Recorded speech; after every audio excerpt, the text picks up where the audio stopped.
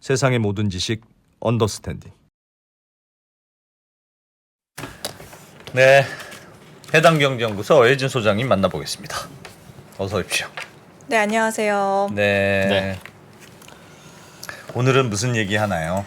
우크라이나 이야기? 네, 오늘 조금 뭐 앞에랑 이어지는 세트로 네, 우크라이나 얘기인데 지난주에 우크라이나 관련해서 뭐 얘기 잠깐 해드렸지만 오늘은 좀 2탄이다? 뭐 그렇게 생각하시면 지난번에 반응이 뜨거웠습니다. 폴란드 불쌍하다 뭐 이런 반응도 있었고 우크라이나산 곡물이 폴란드로 지나가서 넘어가는 바람에 폴란드 농민들은 아주 화났다. 화가 많이 났다. 야, 우리도 먹고 살아야지. 그렇게 막 무관세로 들어오면 우리는 어떻게 사냐. 뭐 그런 논란들. 맞아요. 그런 내용 네. 잘 들어주셨군요. 네. 근데 지금 우크라이나에 대해서 조금 얘기가 핫한 거는 뭐냐면 말씀드린 것처럼 우크라이나 곡물은 수출이 잘 되고 있어? 잘 돼가는 거야? 어떻게 돼가는 거야? 라는 거랑 그리고 또 하나는 도대체 우크라이나는 왜 러시아를 못 몰아내고 어떻게 좀 이렇게 잘 어떻게 안 되냐? 그거 어떻게 이기지도 못하고 어떻게 반격한다는데 지금 밀리는 거야? 아니면 어떻게 우위에 있는 거야? 뭐 그런 거 있는데 전황. 네. 근데 가장 뜨거운 두 가지 이슈 중에서 첫 번째는 지난주에 해드렸던 이야기와 이어지기도 한 업데이트. 예. 그 지도를 제가 갖고 왔거든요. 우크라이나 보여주세요. 우크라이나 네, 지도. 여기 흑해 블랙시라고 있죠. 여기 우크라이나가 밀, 옥수수, 보리, 뭐 해바라기씨, 오일 같은 곡물 전 세계로 수출하는 특히 아프리카, 중동으로 수출하는 나라인데 예. 우크라이나가 어디 있어요? 여기 있습니다. 예. 근데 거기? 흑해를 막아버렸잖아요, 러시아가. 여기 주요 항구 뭐 오데사 이런 데를.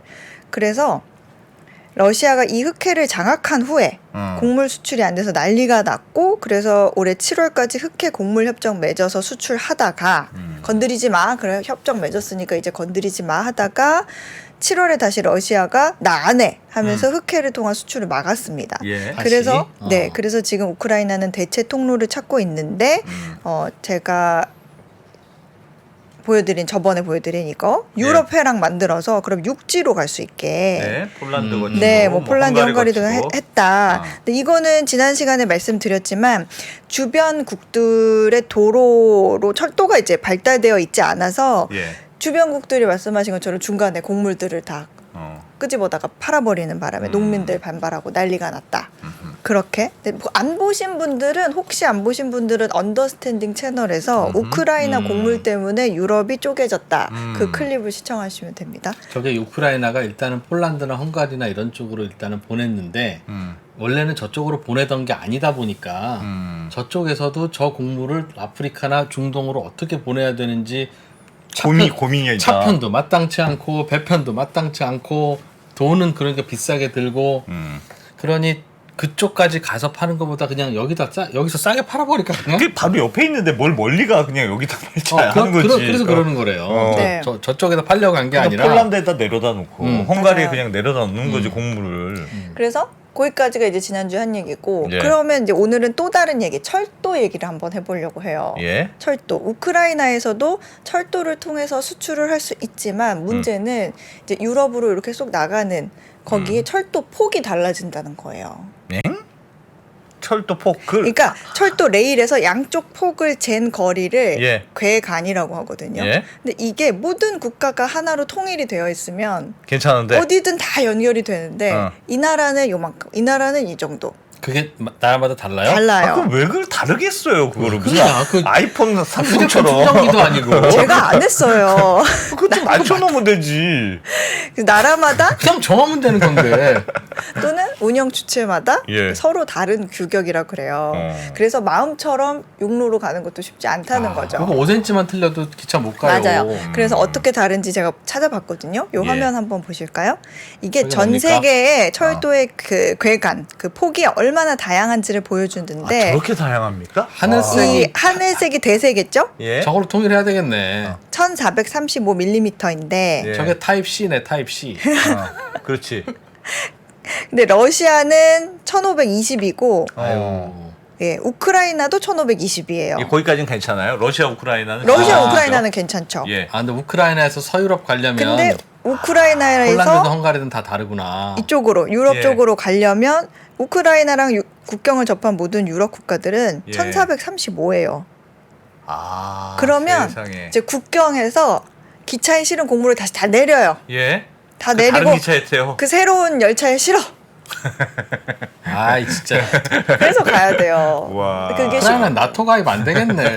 마음처럼 쉽지가 않아요. 근데 다행히도 예. 폴란드에 예. 있는 한 철도는 옛날에 그 소련 일대 깐 철도여가지고 우크라이나하고 맞는 거예요. 예. 아 그래서 폴란드 깊숙이는 들어갈 수 있어요? 네, 그래서 이 지도를 보시면 여기 우크라이나 리비우에서 예. 아, 저- 폴란드의 카토비체까지는 그 우크라이나 그 괴간이 같아요. 아. 그래서 여기까지는 이렇게 갈 수 저 있어요. 중간에는 그 폴란드랑 우크라이나랑 국경선이 있고. 네, 예. 그렇죠. 아하. 그래서 여기까지는 그냥 들어가니까 음. 아까 왜 폴란드에서 자꾸 곡물 내려서 팔리고 예. 농부들이 불만이 많고 그런 것도 폴란드에 자꾸 곡물이 몰리는 이유가 이거예요. 저기까지 일단 갔다가 네. 그때도 이해가 안 갔던 게 그냥 쭉 지나가면 되지. 대체 왜 중간에 짐을 내려가지고 폴란드 농민들을 화나게 하나. 그냥 유럽까지 쭉 지나가지. 그게 그런 고민. 거지. 왜 내리나 했더니 내릴 수밖에 없군요. 저기까지 갔다가. 그리고 원래 우크라이나산 곡물이 예. 유럽으로 수출하는 게 아니라 어. 아프리카나 아프리카, 중동으로 중동. 수출하는 거래요. 원래. 그러니까 저쪽으로 뺐어도 어. 저기에서 아프리카나 중동으로 수출해야 되는데 어. 평소에 안 하던 수출이니까 어디다 가야 될지 모르겠어요. 폴란드에 어. 아프리카 중동에 곡물 수출하는 수출업자가 있을 리가 없잖아요. 아, 그러면 우크라이나 입장에서는 폴란드까지 온 게 제일 멀리 간 거구나. 그때 일단은 멀리 뺐는데 그 다음에 어떻게 해야 되지 하니까 어. 당연히 수소문은 할 텐데 아. 비쌀 거 아니겠습니까? 아하. 그러니까 이거 배송비가 더 드는데 그냥 동네에서 팔아버릴까? 그러네. 그냥 맞아요. 싼 값에 팔자 폴란드에서. 네. 그러면 자 이제 여기서 그러면 해상은 정말 안 되냐? 예. 오데사 막히고 뭐 이렇게 해서 러시아 때문에 그럼 정말 안 돼? 했는데 지난주에도 제가 잠깐 스쳐가듯이 얘기는 했어요. 예. 요즘에도 그럼에도 불구하고 위험을 무릅쓰고 조금씩 가고 있다.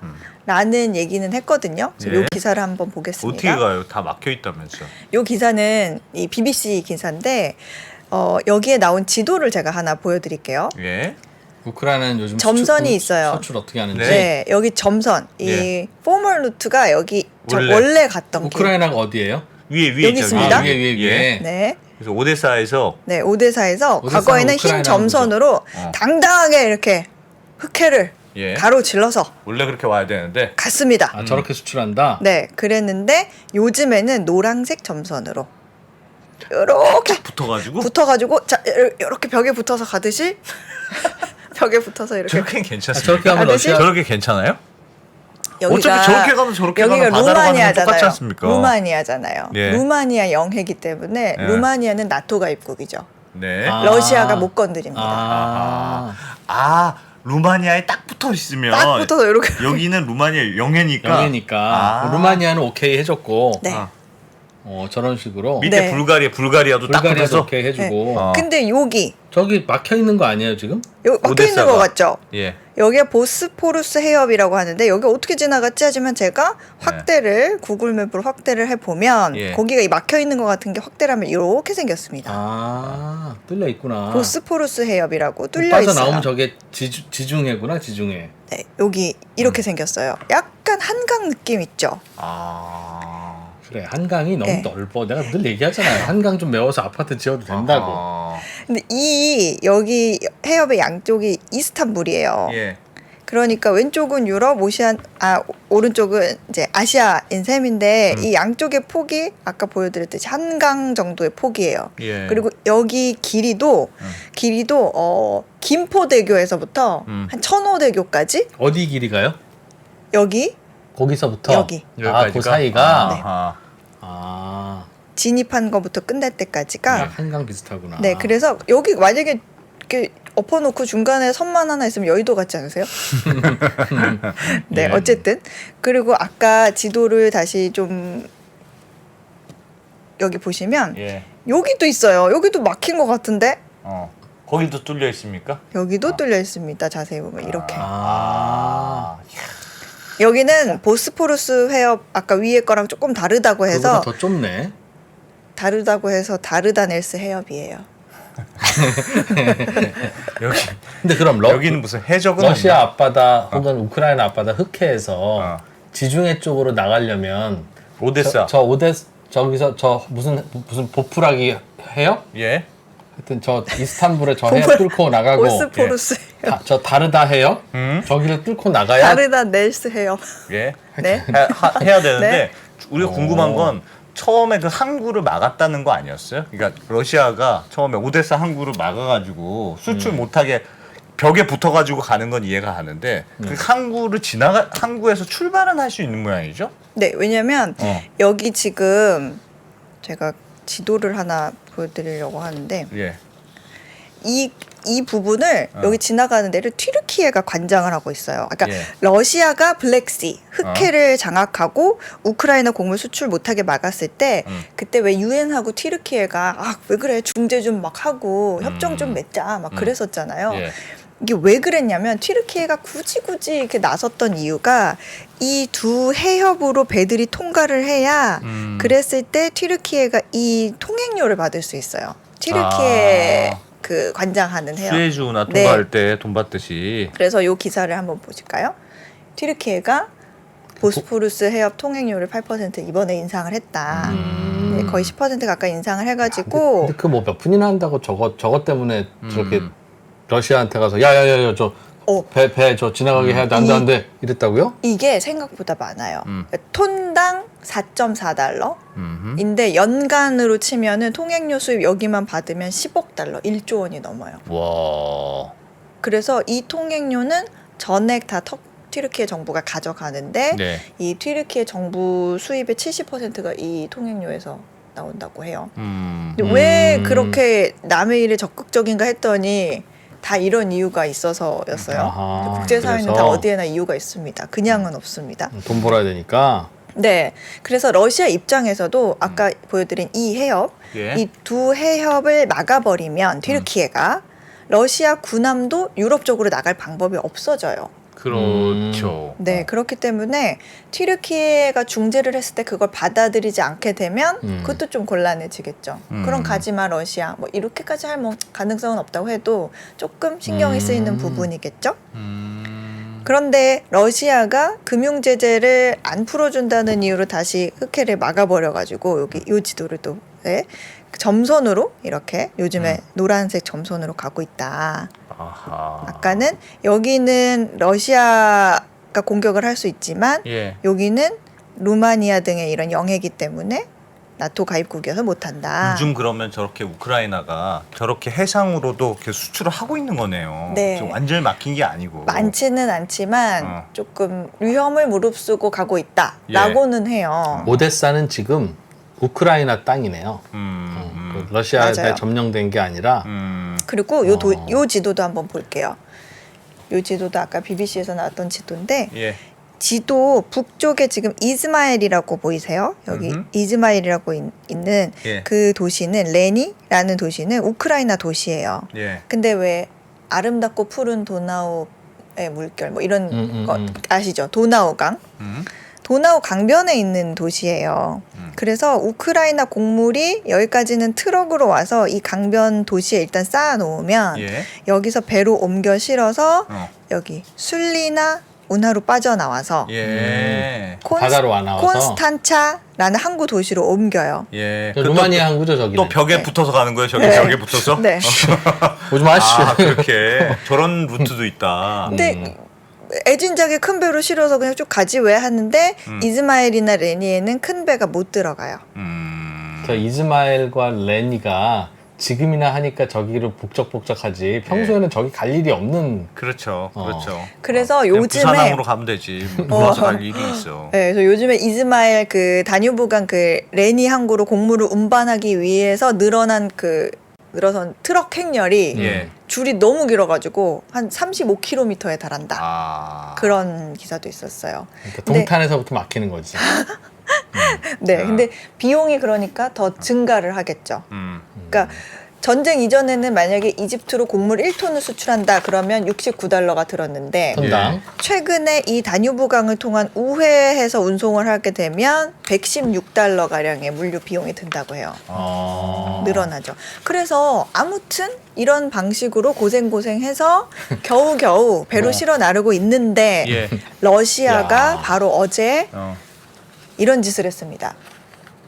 이스마엘에 러시아군이 공격을 했다. 네. 지금 공격했다는 게 거기군요. 그러니까 힘들게 루트를 새로 개발했는데 맞습니다. 거기서 곡식 실어서 나르지 마. 네, 제가 어디냐면 이 지도를 보여드릴게요. 여기는 이제 이쪽은 루마니아, 예. 이쪽은 우크라이나의 여기 이즈마일이거든요. 여기가 예, 제가 예. 초록색으로 표시해놨죠. 근데 이 그 부근의 항구를 드론으로 네, 세상에. 네, 격추를 했다는 거죠. 우리로 치면 뚝섬 선착장 정도네요.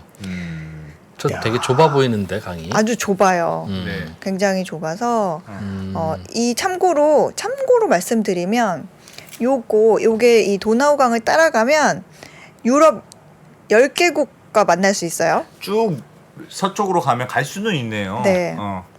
저기 저희- 상류로 가야 되는 거지 거꾸로. 그렇죠. 다뉴브 강이 네. 이 강 따라서 나중에 여행해 보면 좋을 것 같긴 한데.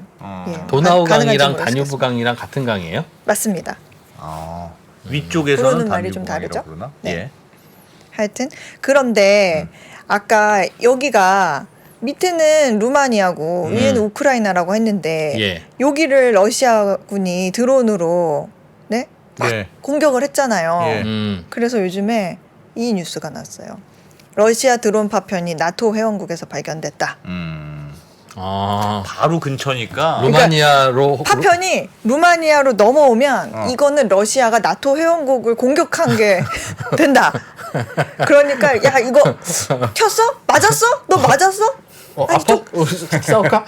조금 스친 것 같아. 막 이런 워낙 가까우니까. 네 그래서 야 그럼 우리 참전해야 되냐? 아하. 이런 논란이 계속 있어요. 그래서 지금 세상에. 이거 파편 튄 거 아니야? 이거 파편 아니야?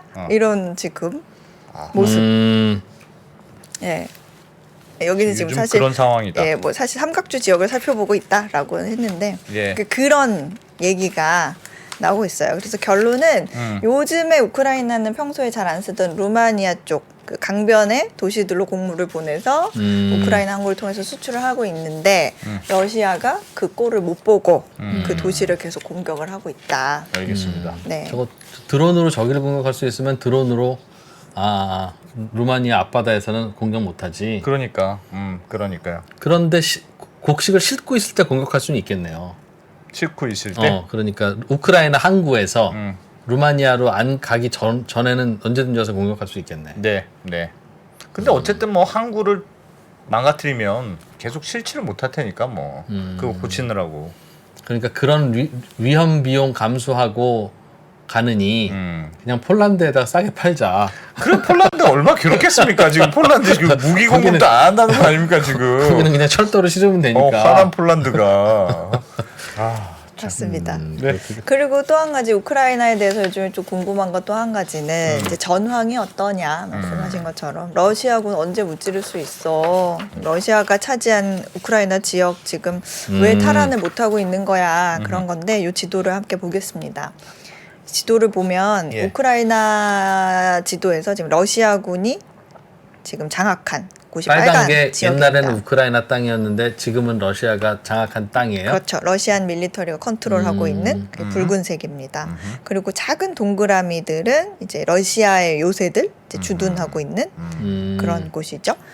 근데 이 곳을 러시아가 다시 밀어서 쫓아내야 되는데 왜 짜잘한 동그라미들은 뭐래요? 네, 러시아 주둔하고 있는 러시아 네, 요새들. 포병 부대들이구나. 네, 요새들입니다. 네, 근데 Fortification. 지금 우크라이나가 러시아한테 이 남동부 지역을 잃은 거잖아요. 예. 근데 여기서 2번, 토크마크 2번를 공격해서 러시아가 크림반도로 병력과 물자를 보내는 걸 끊으려고는 하고 있어요.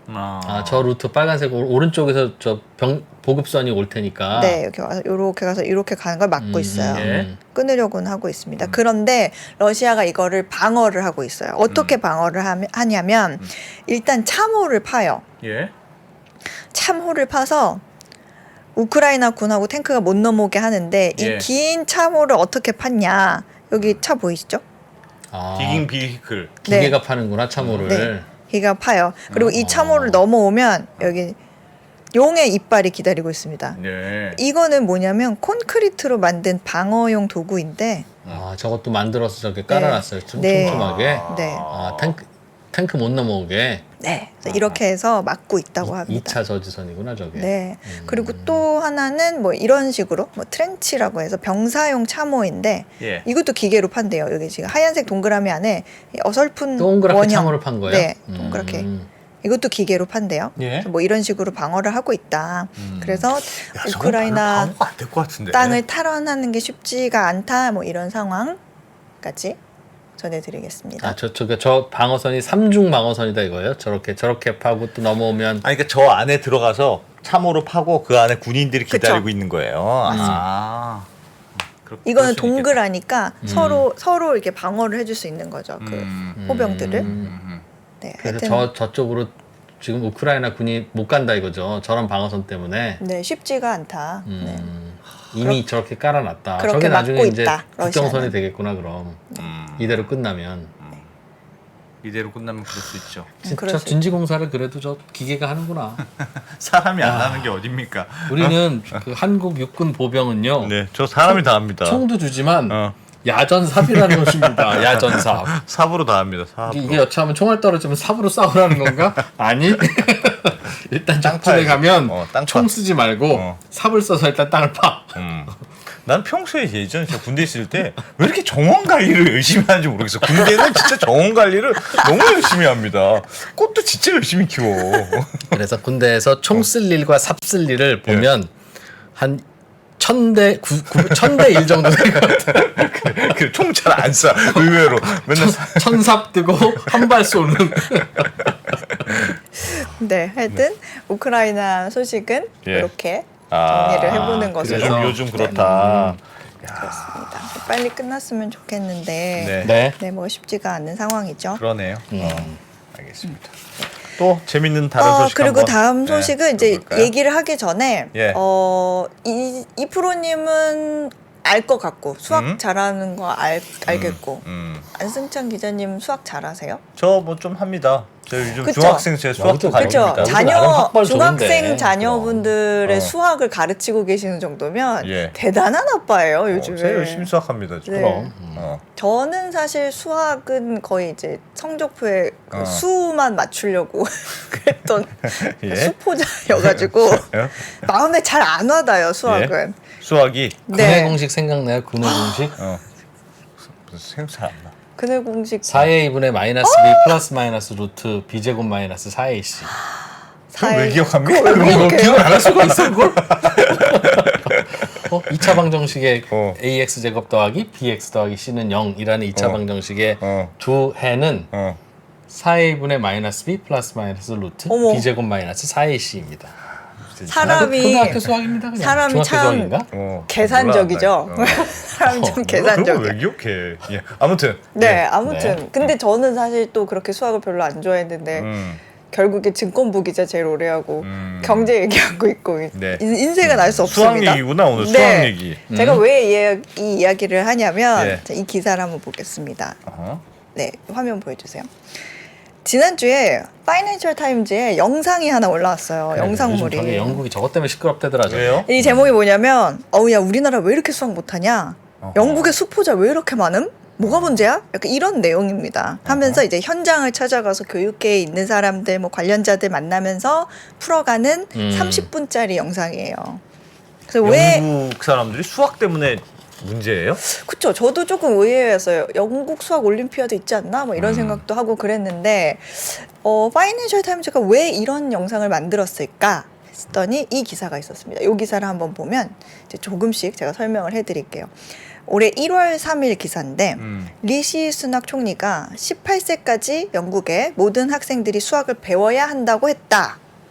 이게 뭐야? 18세까지 당연히 수학 당연히 안 배우는 배워요? 거지. 문과도 그리고 야 있거든, 너네는 배우지. 18세까지 수학 안 배워? 배우냐? 그래, 그러니까. 이런 말이 나오죠. 그리고 아니 뭐 나라에서 수학 공부해라 이렇게 프레셔를 줘 했는데 영국의 총리가 우리나라 경쟁력이 약화되는 원인은 이거 수학 교육 때문이다. 이렇게 진단을 하고 수학 교육을 강화하기 위해서 지금 현존하는 시스템을 좀 바꿔보자. 이렇게 정책을 내세우는 거예요. 올해 초에 연설한 내용의 일부를 제가 캡처를 했는데 지금 자막에는 이제 간단히 말해서 수학의 기초가 튼튼하지 않으면 우리 아이들은 뒤처질 위험이 있다라고 얘기는 한 건데 연설 내용을 조금 더 전해드리면 영국의 학생을 비롯해서 성인들까지 다른 나라에 비해서 우리는 수학적 능력이 굉장히 떨어진다. 영국이. 네, 그러니까 나 수포자야, 나 수학 포기했잖아. 이런 말 너무 어려워. 이런 말 굉장히 잘 하잖아요, 우리도. 예.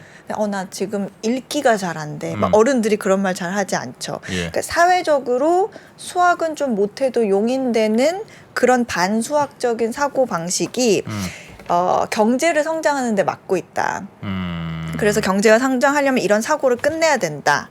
그래서 이런 수학을 못해도 괜찮다는 문화가 영국을 비롯한 선진국들 중에서 이 수입이 가장 적은 나라로 만들었다고 이 총리는 판단을 하는 영국이 거예요. 쇠퇴한 건 네. 수학을 안 가르쳐서 그렇다. 아니 수학을 가르칠 아니, 거 아닙니까? 수학을 영국을 안 수학을 배워요? 현재 16세에서 19세 학생들 중에는 절반만 배우고 있어요. 응? 그 문과는 수학을 안 배운다는 거네, 영국은. 아예 문과 수학 이런 게 없이. 설마 그럴 리가 있겠어. 문과 이과가 있는 게 아니고 예.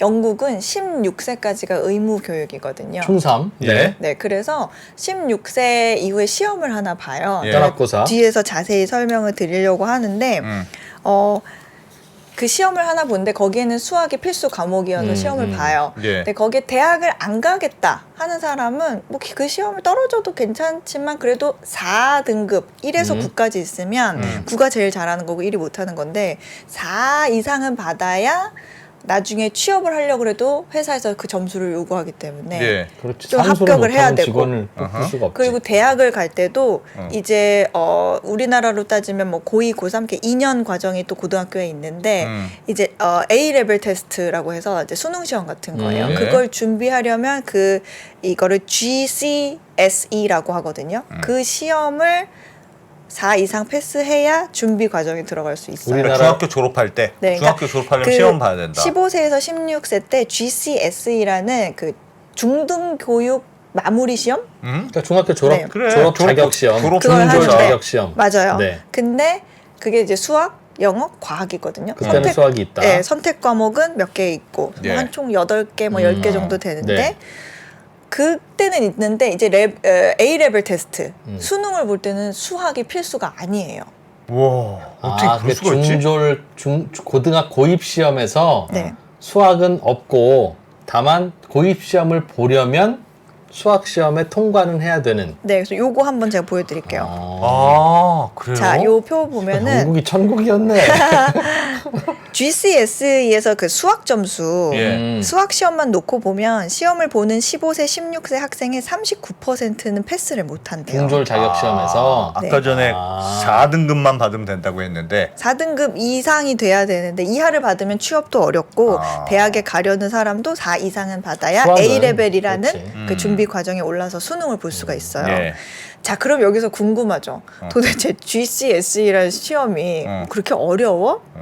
그래서 제가 그걸 좀 찾아봤거든요. 도대체 무슨 시험이길래? 네, 이런 기사가 있더라고요. Can you pass GCSE? 뭐 이런 시험, 이런 내용. 아까 예? 프로님이 열심히 말씀하셨던 어머나. 이런 시험 내용도 있고요. 굉장히 쉬운 것도 있습니다. 중학교 수학이네. 네, 중학교 수학이에요. 정말 쉬운 것도 있죠. 150 나누기 5는 무엇입니까? 네. 1번 문제야? 야. 우와. 근데 이 시험도요. 5 빼기 7은 무엇입니까? 시험을 세상에. 출제하는 기관이 뭐 한 서너 개 정도 있어요. 그래서 뭐나? 그 기관을 뭐 학교가 선택해주면 그 기관에서 이 내준 시험 문제를 푸는 거예요. 그러니까 뭐 쉽게 내주는 것도 있고 어렵게 내는 것도 있고 점수가 후한 것도 있고 그러겠죠. 근데 야, 이거는 복잡한 저거는 그냥 얘기니까. 눈으로 문제가 풀어도 너무 풀리는데. 심하다. 마이너스 3 근데 곱하기 거의 3. 주관식이에요. 뒤로 가면 이제 풀이 과정을 다 써야 되는. 아니, 아니 저건- 저게 풀이할 게 뭐가 알겠어요. 있어? 주관식은 객관식은 무슨 관계가 있어요? 마이너스 3 곱하기 3이 주관식이면 어려워지냐? 이걸 야. 보는 영국인들이 슬퍼합니다. 이야. 네, 근데 아까 말씀드린 것처럼 이제 A 레벨에 가서 수능을 볼 때는 예. 서너 과목을 선택해서 보기 때문에 예, 이때 이미 뭐좀 어려워 수학을 보이네요. 수학을 굳이 안 봐도 된다는 점. 예. 그래서 영국은 뭐 우리나라, 미국, 일본, 캐나다, 프랑스, 독일은 그래도 18세까지 수학 수업을 들어요. 근데 영국은 16세 이후로는 수학을 쳐다도 안 봐도 되잖아요. 예. 그런 학생들이 있잖아요. 예.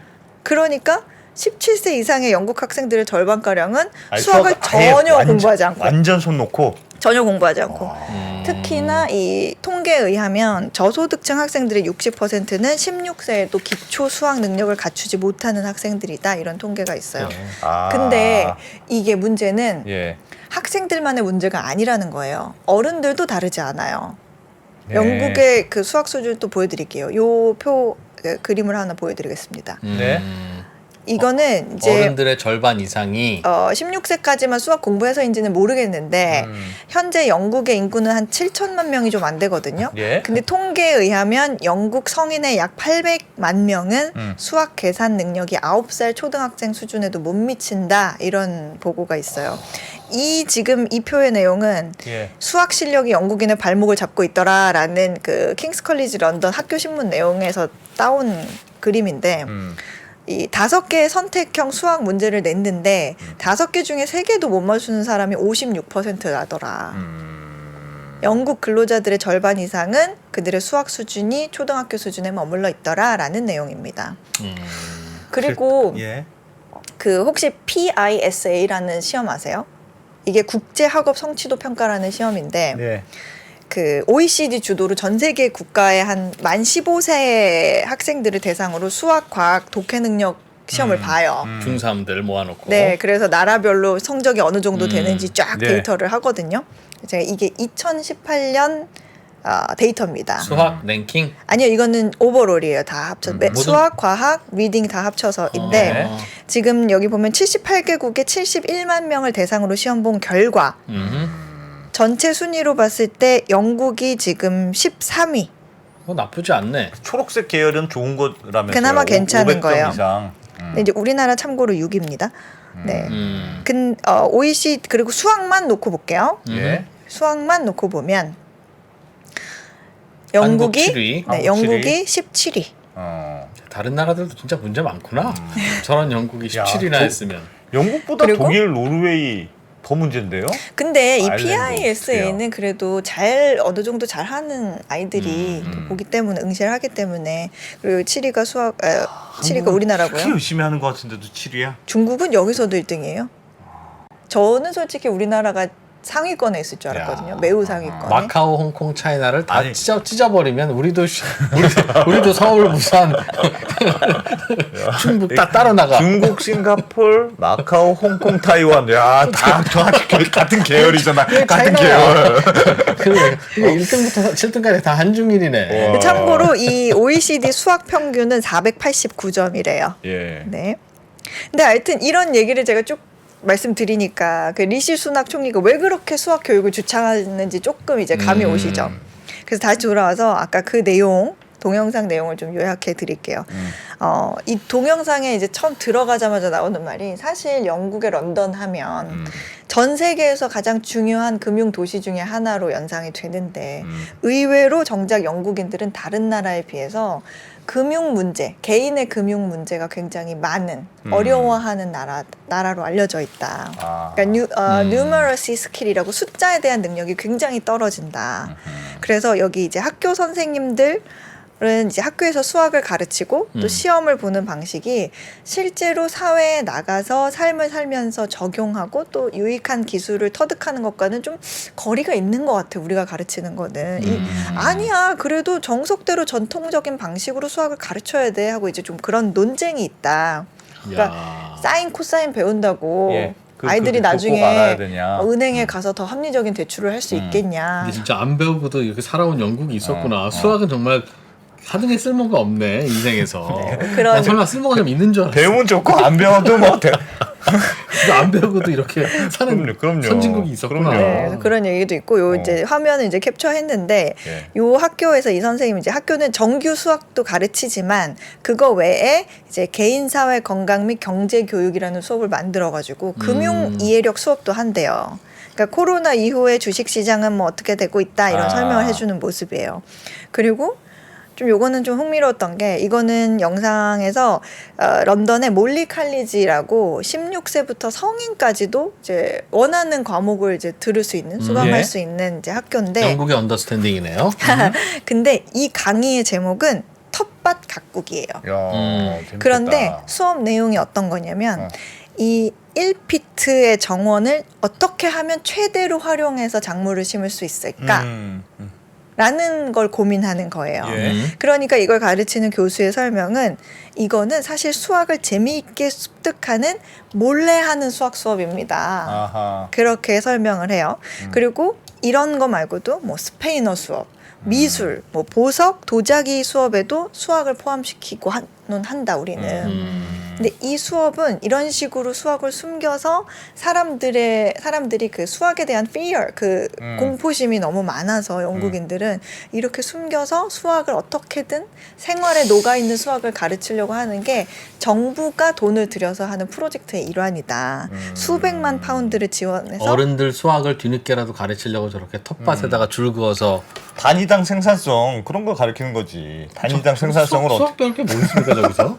단위당 투입이 얼마, 투입이 얼마, 이게- 나오면 작물이 얼마. 맞아요. 국가 지원 프로젝트 중 하나래요. 아 가로가 아까 전에 문제 못 봤습니까? 마이너스 3 곱하기 3을 그 풀이를 쓰시오. 아랫변이 90, 윗변이 60, 높이가 그렇지. 30인 사다리꼴 모양의 밭에다가 어. 비료를 뿌리려고 합니다. 비료의 적정 그거는 1제곱미터당 얼마입니다. 뭐 그런 거지. 비료를 몇 킬로 네. 뿌려야 될까요? 그거 그런 하는 거지, 거. 그런 거지. 사다리꼴 면적 구하지 못하니까. 어. 그리고 요 다음 화면 보겠습니다. 이 할아버지는 사실 이 케네스 베이커라는 정치인인데 예전에 예. 교육부 장관 했고 제가 아까 설명드린 GSCE 시험을 만든 그 시스템을 만든 사람이에요. 예. 근데 이 사람은 이제 그 GSCE 막 그만 좀 폐기를 하고 가장 기본이 되는 코어 매스라고 하는데 핵심 수학과 실생활 기초 능력을 가르치는 좀 기능 수학을 가르쳐야 된다. 덧셈, 그것도 곱셈, 뭐 나눗셈, 만만합니다. 분수, 소수점, 뭐 백분율, 이익률 이런 거 알지 못하면 사업 못 한다. 이렇게 걱정을 하고 있는 모습을 이제 캡처한 거예요. 그리고 이 사람은 또 약간 반대 의견이에요. 이 사람은 약간 금융 취약층에 자문해주고 뭐 이런 자립할 수 있게 도와주는 단체장인데 예. 이 사람이 하는 말이 좀 현실적이에요. 영국에는 재정적으로 취약한 상황에 처한 사람들이 한 1,750만 명에 달하는데 이면의 근본 원인을 살펴보면 수학적인 능력에 대한 건 어떤 문제의 한 부분일 뿐이다. 만약에 누군가가 지금 재정 적자에 있는 상황인데 예산을 더 잘 쓰는 걸 배운다고 해서 그 사람들이 돈을 더 많이 가질 수 있겠냐. 돈을 갑자기 더 많아지게 마법이 일어나진 않는다. 수학 배운다고 월급 올라가냐? 수학 뭐 왜 에너지를 배운다고 거기다 달라지겠냐. 쓰냐? 그런 얘기를 했었어요. 근데 이제 파이낸셜 타임즈는 이 영상에서 리시 수낙 총리가 18세 이상까지 수학 교육을 받아야 된다고 추진하는 거에 대해서 수업 자체를 해야 된다고 하기보다는 수학 교육의 커리큘럼을 좀 봐야 되고 교육 환경을 살펴봐야 된다라는 얘기를 하는데 교육 환경에 대한 문제가 바로 이거예요. 이 화면을 하나 또 보겠습니다. 예. 지금 영국은 수학 교사가 부족해요. 그렇겠지. 배운 사람도 없고. 그렇지. 수학 배운 학생이 없는데 그 학생이 커야 교사가 그래서 되죠. 수학 관련 학위가 없는 사람, 수학을 전공하지 않은 선생님들이 수학을 가르치는 일이 굉장히 많다 그래요. 아하. 근데 이 수학 교사 부족은 정부가 10년 넘게 이 자체 수습교사 채용 목표치를 달성을 못한 것도 이유예요. 예. 목표치를 심지어 한 40% 가까이 줄였는데도 달성 못했어요. 그리고 수학 선생님들이 자연적으로 감소한 것도 원인이에요. 왜냐하면 똑같이 수학을 전공하고 수학과 관련된 전공을 했을 때 금융권으로 가면 아니면 산업계로 가면 더 많은 연봉을 받을 수 있잖아요. 그러니까 굳이 오지 않는다는 거예요, 요즘에는. 네, 그래서 그런 내용의 기사들이 지금 있습니다. 근데 저는 의문이 드는 게 영국은 수학에 대한 의무 사항이 별로 없잖아요. 그러면 수학을 얼마나 싫어하십니까?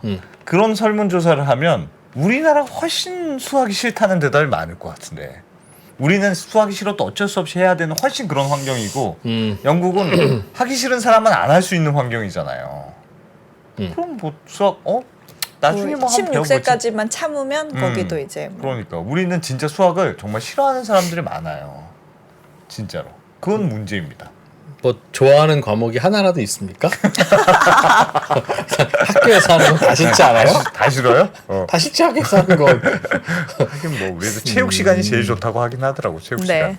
하여튼 이런 야. 지금 영국은 그래서 수학 때문에 리시 굉장히 수낙이 네. 아주 걱정이다. 계속. 노련한 정치인이군요. 맞아요. 그래서 요 마지막 간단하게만 조금 야, 보여드리면 이걸 이슈로 네, 끌고 화면 하나 가다니. 보여주세요. 이거는 지난주에 나온 기사인데 그 수능 그 A레벨 테스트 랩 시스템을 정비해서 좀 영국식 대학 수학 능력 시험을 개정해 보겠다 뭐 이런 내용이긴 한데 예. 밑에 보시면 이 소제목으로 영국 총리가 재선을 노리고 아, 영국 이야. 교육에 대한 전면적인 변화를 제안할 리시 예정이다. 수낙이 아주 정치적인 영악한 계산이 정치인이야. 깔려 있다는 거죠. 저거는 야당이 반대할 반대하면 수가 없지. 야당이 바보 되는 거예요. 네, 네. 아니, 총리가 수학 그 아이들의 교육 경쟁력을 높이자고 하는데 반대하려면 무식해도 뭐라고? 괜찮습니다라고 반대해야 되는데 그 말이 됩니까? 애들이 얼마나 힘들겠어요. 이런 거밖에 안 그런 되는데. 거밖에 안 되는 거고 저게 그 이제 본인도 저런 교육을 받았으니까 그렇고 영국이라는 나라가 그 미국식 자본주의의 뭐 거의 그렇습니다. 샘플인데 저 얘기 자꾸 하다 보면 근로자들이 월급이 적고 근로자들이 힘든 건 지들이 공부를 안 해서 생긴 일이에요라는 그런 그런 결론이 뉘앙스가 살짝 있어. 네, 있잖아요. 그러니까 참 어떻게 보면 스마트하고 어떻게 보면 교활한 네. 그런 분이네요. 근데 그래도 영국은 음. 해리포터도 있고 섹스피어도 있고 하니까 솔직히 수학 좀 못해도 영국은 먹고 살만합니다. 그래도 그 북해 유전도 있고. 유전도 있고 뭐 영어도 있고. 그렇지. 영어 잘하잖아. 알겠습니다. 프리미어리그도 있고. 수학 좀 못해도 됩니다. 저기는 우리가 우리나라는 문제야, 뭐 우리가. 우리 열심히 우리가 해야 돼. 문제고. 우리는 우리나라는 언더스탠딩이 있으니까. 우리가 문제입니다. 우리 지금 열심히 영국 해야지 그럴 뭐. 때는 아닌데 네. 야, 영국에선 저게 이슈구나. 네. 참. 짧게 하나만 할까요? 시간이 예. 되면? 매우 짧게 해야 될 것 같긴 합니다. 네. 요거는 추석 때 조금 지식을 뽐내 보시라고 예. 간단하게 준비한 건데 이코노미스트에 실린 기사인데 노화를 막을 수 있는 방법에 대해 요즘 연구가 많이 되고 있다 이런 내용인데 사실 내용 자체는 별로 새롭지 않아요. 근데 여기에 인간의 수명에 대한 몇 가지 뭐 얘기가 있어서 가지고 왔어요. 요 그래프 어머나 그래프를 안 넣었는데 그 평균 수명에 대해서 얘기한 게 있어요. 평균 수명은 지역별로도 다르지만 예. 세계 평균 수명을 보면 1년에 18주씩 늘어난대요. 평균 1년에 수명이. 18주씩. 네, 평균. 그럼 3년마다 1년씩 평균 수명이 늘어나는 건데 예. 그럼 30년 후에는 인류의 평균 수명이 10년이 더 늘어나 있다고요? 그쵸 수학 잘하시네요. 어허. 그래서 얄미워. 뭐 이런 생각이 다 해요. 그래서 근데 우리가 흔히 평균 수명이 늘어난다 그러면 그러면 한 우리 아이들은 한 130살쯤 사나? 뭐 이렇게 생각할 수 있잖아요. 그렇지. 근데 평균 수명이 늘어난다는 말은 일찍 죽는 사람들의 숫자가 가파르게 감소한다는 거지. 다 같이 오래 100살 산다는 살던 거지. 사람이 130, 140살로 늘어나서 그렇게 된다는 건 아니거든요. 그러니까 100명 중에 한 명이 요즘에는 85세까지 살았다면 나중에는 100명 중에 90명, 100명 그럼. 중에 100명이 아. 85세, 90세까지 살 수 있다. 그럼요. 이것도 영조- 수학이네. 이것도 그치. 수학이네. 그래서 평균 수명이 10년 늘어난 30년 후에도 85세쯤 되면 사망할 가능성은 지금과 그러니까 비슷할 현대의학이 거라는 아무리 게 발달했어도 네. 100살 넘게 인류가 살기는 쉽지 않다. 쉽지 않다. 그런 뜻이네요. 아무리 네. 미래에도. 맞습니다. 그런데 이걸 가지고 통계의 함정이네. 어떻게 근데 여기서 추석 때 궁금한 뭘 거는 자랑합니까? 왜 인간은 모두가 다 진화를 했잖아요. 예. 어디 날개뼈도. 근데 수명은 왜 더 길어지도록 진화를 안 했을까? 그런 궁금증이 생겼는데 여기에 대한 재밌는 설명이 있었어요. 예? 인간은 자손을 많이 퍼뜨리는 쪽으로 진화를 했는데 예. 그게 알고 보면 수명을 단축하는 방법일 수도 있다는 거예요. 무슨 말이냐면 잘 들으세요. 밥을 조금씩 먹는 사람은 오래 살 확률이 높아진다는 그렇지. 겁니다. 이건 알려진 사실이죠. 네? 자, 요 화면 보겠습니다. 밥을 조금 먹는 사람이 자손을 더 많이 퍼뜨리기에 유리했을까 하면 오히려 안 그렇다.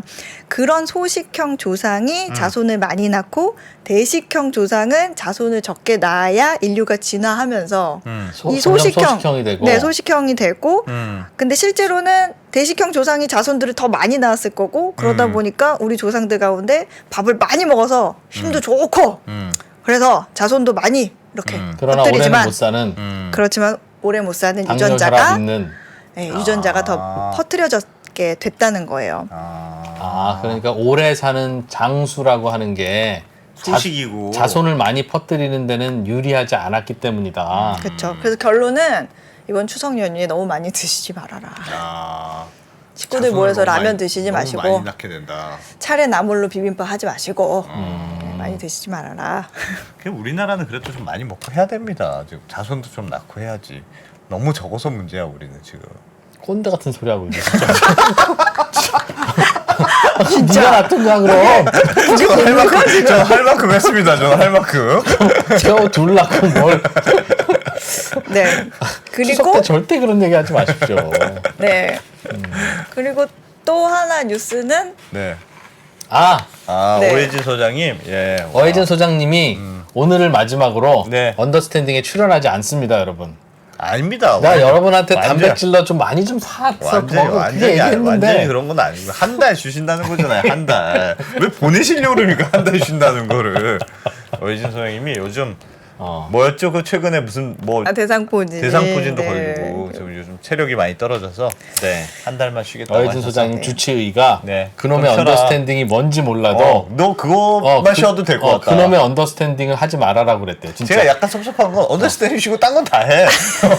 언더스탠딩에 MBC도 그대로 나오고. 제일 의사가 물어봤대요. 공이 많이 들어가고 본인의 그 시간을 제일 에너지를 많이 일주일 쏟아요. 동안 어떻게 쓰는지 쭉 써보라고 해서 네. 그랬더니 의사가 이 언더스탠딩이 뭔지 모르지만 그놈의 언더스탠딩부터 그만두라고. 아하. 아니 마음은 그래서- 마음은 항상 더 찾아보고 공부해서 좀 네. 쉽게 할 수 있게 보여드리고 더 많이 알려드리고 싶은데 체력이 점점 떨어지다 보니까 조금 내용도 부실해지는 것 같고 저희가 그래서 한 달 동안 댁으로 한 달 내내 드실 수 있는 단백질러를 저희가 보내드리겠습니다. 제가 체력을 좀 더 회복하고 짬짬이 공부도 많이 네. 하고 와서 11월 초에 이 텐션이 넘치는 어텐션으로 돌아오겠습니다. 그래서 어혜진 소장님 보시려면 MBC 손에 잡히는 경제 두시고 네. 그래서 어머니 BNK 어머니. BNK에서 하는 뭐 어머니 들으시고 네, 거기 하면 어이든 소장 있어요. 있어요. 언더스탠딩만 안 해요. 그놈의 저희만 안 언더스탠딩만 나옵니다. 하지 말래. 그게 그래서 힘들대. 저희만 안 나온다니까 뭐 어쩔 수가 없어서 저희가 쿨하게 또 한 달을 쉬게 하여튼 고생 많이 하셨고 한 달 좀 푹 쉬시고 11월에 다시 또 시즌 이 프로님 때문에 스트레스 프로. 받아서 안 그런 거 됩니다. 아닌가요? 편안한 하고 하셨는데 사람님, 맞습니다. 스트레스 안 줍니다. 그놈의 언더스탠딩은 제발 그만하라. 그렇죠. 도대체 그게 뭐냐 그러네. 어떻게 의사가 언더스탠딩을 모를 수 있지? 진짜. 그래서 그래서 한 저번 달만 주에도 그렇게 쉬신다니까. 잘해주셨던 거예요. 예. 네. 하여튼 고생 많이 하셨고 네. 푹 쉬다가 또 11월에 또 밝은 얼굴로 뵙겠습니다. 네. 그동안 뭐 알겠습니다. 어머니도 열심히 보고 뭐 열심히 보겠습니다. 네. 네, 고생하셨고 네. 또 뵙겠습니다. 네, 한 달 뒤에 돌아오겠습니다. 감사합니다. 네. 자, 저희도 이만 저희도 올라가고 올라가고요. 명절 잘 저희는 보내십시오. 네 추석 언제까지 쉬죠? 저희 뭐 2일까지 쉬는데 저희 명절 쉬는 동안에도 네. 계속 올릴 영상은 거고요. 올라갈 거니까 네. 언더스탠딩은 계속 봐주시면 될 것 같습니다. 네, 안 대표님은 추석 때 어디 가서 네. 애 언제 낳냐고 이거 묻지 마세요. 진짜 나 걱정돼서 하는 말입니다. 저희 정말 집은 그런 사람 없습니다. 이제 와. 충분히 할 만큼 했어. 진짜 깜짝 놀랐습니다. 정말. 예, 고맙습니다.